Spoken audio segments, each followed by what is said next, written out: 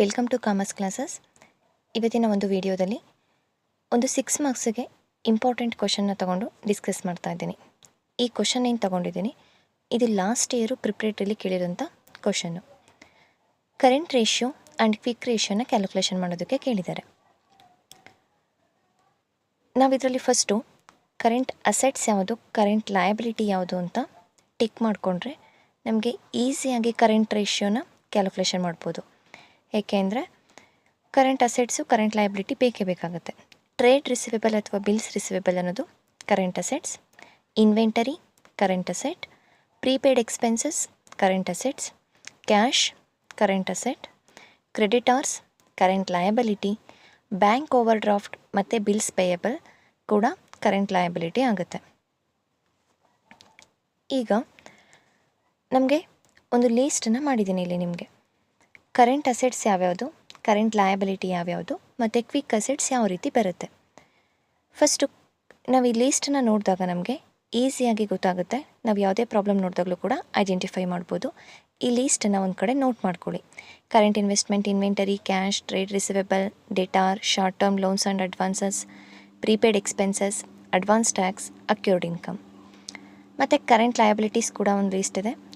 Creditors, short term borrowings, trade payable, other current liability, short term provision and bank overdraft. ಇದಿಷ್ಟನ್ನು ನಾವು current liability ಅಂತ treat ಮಾಡ್ತೀವಿ. Next quick assets ಯಾವ ರೀತಿ ಸಿಗುತ್ತೆ ಅಂತ ಹೇಳಿದರೆ, ಕರೆಂಟ್ ಅಸೆಟ್ಸಿಂದ ಇನ್ವೆಂಟರಿ, ಪ್ರೀಪೇಯ್ಡ್ ಎಕ್ಸ್ಪೆನ್ಸಸ್ ಮತ್ತು ಅಡ್ವಾನ್ಸ್ ಟ್ಯಾಕ್ಸು ಇವು ಮೂರನ್ನು ನಾವು ಲೆಸ್ ಮಾಡಿದರೆ ನಮಗೆ ಕ್ವಿಕ್ ಅಸೆಟ್ ಸಿಗುತ್ತೆ. ಕರೆಂಟ್ ಅಸೆಟ್ಟಿಂದ ಇನ್ವೆಂಟರಿ, ಪ್ರೀಪೇಯ್ಡ್ ಎಕ್ಸ್ಪೆನ್ಸಸ್ ಮತ್ತು ಅಡ್ವಾನ್ಸ್ ಟ್ಯಾಕ್ಸ್ ಇವು ಮೂರೂ ಪ್ರಾಬ್ಲಮಲ್ಲಿ ಕೊಟ್ಟಿರಲೇಬೇಕಂತ ಇಲ್ಲ. ಇವು ಮೂರಲ್ಲಿ ಯಾವುದಾದ್ರೂ ಪಾಯಿಂಟ್ಸ್ ಕೊಟ್ಟಿರ್ತಾರೆ, ಎರಡಂತೂ ಕೊಟ್ಟಿರ್ತಾರೆ. ಅದನ್ನು ಲೆಸ್ ಮಾಡಿದರೆ ನಮಗೆ ಈಸಿಯಾಗಿ ಕ್ವಿಕ್ ಅಸೆಟ್ ಸಿಗುತ್ತೆ. ಈಗ ಫಸ್ಟ್ ನಾವು ಕ್ಯಾಲ್ಕುಲೇಷನ್ ಮಾಡೋಣ. Calculation of current ratio. Current ರೇಷಿಯೋಗೆ ಫಾರ್ಮುಲಾ ಏನಿದೆ, current assets divided by current liability. ಈಗ ನಮಗೆ ಕರೆಂಟ್ ಅಸೆಟ್ಸ್ ಬೇಕು. ನಾವು ಆಲ್ರೆಡಿ ಟಿಕ್ ಮಾಡಿದ್ದೀವಿ ಯಾವ್ಯಾವುದೆಲ್ಲ ಕರೆಂಟ್ ಅಸೆಟ್ಸ್ ಅಂತ. ಅದಷ್ಟನ್ನು ಕೂಡ ಟೋಟಲ್ ಮಾಡಿಕೊಂಡ್ರೆ ನಮಗೆ 1,10,000 ಸಿಗುತ್ತೆ. Trade receivable, inventory, prepaid expenses ಮತ್ತು ಕ್ಯಾಶ್ ಇಷ್ಟನ್ನು ಕೂಡ ಟೋಟಲ್ ಮಾಡಿದಾಗ ನಮಗೆ 1,10,000 ರೂಪೀಸ್ ಸಿಕ್ತು. Next divided by current liability. Current liability ಯಾವ್ಯಾವುದಿದೆ ಈ ಪ್ರಾಬ್ಲಮಲ್ಲಿ, ಕ್ರೆಡಿಟಾರ್ಸ್ ಕೊಟ್ಟಿದ್ದಾರೆ, ಬ್ಯಾಂಕ್ ಓವರ್ ಡ್ರಾಫ್ಟ್ ಕೊಟ್ಟಿದ್ದಾರೆ, ಬಿಲ್ಸ್ ಪೇಯಬಲ್ ಕೊಟ್ಟಿದ್ದಾರೆ.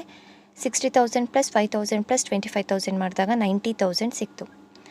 ಈಗ ಇದನ್ನು 1,10,000 ಡಿವೈಡೆಡ್ ಬೈ 90,000 ಮಾಡಿದಾಗ 1.22% ಸಿಗುತ್ತೆ.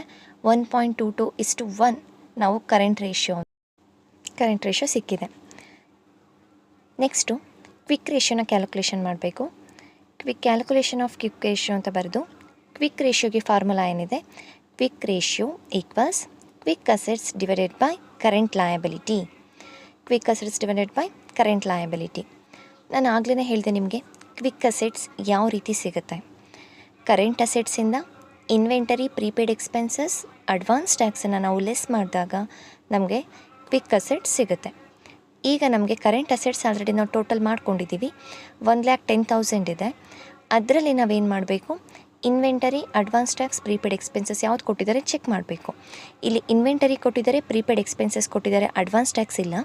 ಹಾಗಾಗಿ ಇನ್ವೆಂಟರಿ ಮತ್ತು ಪ್ರೀಪೇಯ್ಡ್ ಎಕ್ಸ್ಪೆನ್ಸಸ್ 35,000 ಇದೆ total. Inventory 30, prepaid expenses 5,000. So 1,10,000ಇಂದ 35,000ನ ನಾವು ಮೈನಸ್ ಮಾಡಿದಾಗ ನಮಗೆ ಕ್ವಿಕ್ ಅಸೆಟ್ಸ್ ಎಷ್ಟು ಸಿಗುತ್ತೆ, 75,000 ರೂಪೀಸ್ ಕ್ವಿಕ್ ಅಸೆಟ್ ಸಿಗುತ್ತೆ. ಡಿವೈಡೆಡ್ ಬೈ ಕರೆಂಟ್ ಲಯಬಿಲಿಟಿ ನಾವು ಆವಾಗಲೇ ಕ್ಯಾಲ್ಕುಲೇಷನ್ ಮಾಡಿದ್ದೀವಿ, ಅವು ಮೂರನ್ನು ಟೋಟಲ್ ಮಾಡಿ. ಸೊ 90,000 ಕರೆಂಟ್ ಲಯಬಿಲಿಟಿ ಇದೆ. ಹಾಗಾಗಿ 75,000 divided by 90,000. Therefore quick ratio equals, ನೀವು ಇದನ್ನು ಪೂರ್ತಿ QR ಅಂತ ಇರೋದ ಕ್ವಿಕ್ ರೇಷಿಯೋ ಅಂತ ಬರೀಬೇಕು. Quick ratio equals 0.83:1. 0.83:1 ಇದು ಕ್ವಿಕ್ ರೇಷಿಯೋ ಆಗುತ್ತೆ. ಇಷ್ಟನ್ನು ಮಾಡಿದರೆ ಸಾಕು, ನಿಮಗೆ ಈಸಿಯಾಗಿ 6 ಮಾರ್ಕ್ಸ್ ಸಿಗುತ್ತೆ.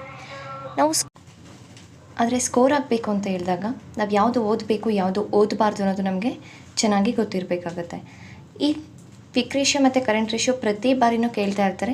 ಸೇಮ್ ಕಂಟೆಂಟ್ ಇರುತ್ತೆ. ಕರೆಂಟ್ ಅಸೆಟ್ಸು ಕರೆಂಟ್ ಲಯಬಿಲಿಟಿ ಯಾವುದು ಅಂತ ಗೊತ್ತಾದರೆ ನಾವು ಈಸಿಯಾಗಿ ಮಾಡ್ಬೋದು. ಇಷ್ಟಾದಮೇಲೆ ನಿಮಗೇನಾದರೂ ಗೊತ್ತಾಗಲಿಲ್ಲ ಅಂತ ಹೇಳಿದರೆ ಲಾಸ್ಟಿಗೆ ನೋಟ್ ಅಂತ ಬರೆದ್ಬಿಟ್ಟು ಆ ಒಂದು ಆನ್ಸರ್ ಕೆಳಗಡೆ ಕರೆಂಟ್ ಅಸೆಟ್ಸ್ ಯಾವ್ಯಾವುದಿದೆ ಅಂತ ಬರ್ಕೊಂಡು ಅದನ್ನು ಟೋಟಲ್ ಮಾಡ್ಕೋಬೋದು. ಹಾಗೆ ಕರೆಂಟ್ ಲಯಬಿಲಿಟಿ ಯಾವ್ಯಾವುದಿದೆ ಅದನ್ನು ಬರ್ಕೊಂಡು ಟೋಟಲ್ ಮಾಡ್ಕೋಬೋದು. ಹಾಗೆ ಕ್ವಿಕ್ ಅಸೆಟ್ಸ್ ನಿಮಗೆ ಯಾವ ರೀತಿ ಬಂತು, current assets minus inventory, advance tax, prepaid expenses, ಈ ರೀತಿ ನೀವು ನೋಟಲ್ಲಿ ಬರೆದು ತೋರಿಸ್ಬೋದು ಒಂದು ಆನ್ಸರ್ ಕೆಳಗಡೆ. ಇದಿಷ್ಟಕ್ಕೆ ನಿಮಗೆ 6 ಮಾರ್ಕ್ಸ್ ಇರುತ್ತೆ. ಈಸಿಯಾಗಿ ನೀವು 6 ಮಾರ್ಕ್ಸ್ನ ತೊಗೋಬೋದು. ಅಕೌಂಟೆನ್ಸಿ ಅನ್ನೋದು ಸ್ಕೋರ್ ಆಗಬೇಕು, ಪಾಸ್ ಆಗಬೇಕು ಅಂತ ಹೇಳಿದ್ರೆ ಥಿಯರಿ ಥರ ಓದಿದರೆ ಮಾತ್ರ ಸಾಧ್ಯ ಆಗೋದಿಲ್ಲ. ಏಕೆಂದರೆ ಅದರಲ್ಲಿ ನಮಗೆ ಗೊತ್ತಿರೋದನ್ನು ಬರಿಬೋದು, ಅದ್ರ ಬಗ್ಗೆ ನಾವೇನು ಕೇಳಿರ್ತೀವಿ ಅದನ್ನು ಬರಿಬೋದು. ಬಟ್ ಅಕೌಂಟೆನ್ಸಿಲಿ ಆ ರೀತಿ ಆಗೋದಿಲ್ಲ. ನಾವು ಯಾವ ರೀತಿ ಬರಿತಾ ಹೋಗಬೇಕು ಅಂದರೆ ನಾವೆಷ್ಟು ಪ್ರಾಕ್ಟೀಸ್ ಮಾಡ್ತೀವಿ ಅಷ್ಟು ನೀಟಾಗಿ ಅಲ್ಲಿ ನಾವು ಅದನ್ನು ಪ್ರೆಸೆಂಟ್ ಮಾಡ್ತಾ ಹೋಗ್ಬೋದು ಆನ್ಸರ್ನ. ನಾವು ಬರ್ದೇ ಅಕೌಂಟೆನ್ಸಿನ ಪ್ರಾಕ್ಟೀಸ್ ಮಾಡಬೇಕಾಗುತ್ತೆ. ಎಕ್ಸಾಮ್ ಹಿಂದಿನ ದಿನ, ಎಕ್ಸಾಮ್ ಒಂದು 4 ದಿನ ಇದೆ ಅಂತ ಓದಿದರೆ ಖಂಡಿತ ಅದು ನಮ್ಮ ತಲೆಗೆ ಹೋಗೋದಿಲ್ಲ. ಫಸ್ಟಿಂದನೇ ಸ್ಟಡಿ ಮಾಡ್ತಾ ಹೋಗಿ ನಿಮಗೆ ಎಕ್ಸಾಮ್ಗೆ ಹೆಲ್ಪ್ ಆಗ್ತಾ ಹೋಗುತ್ತೆ. Thank you.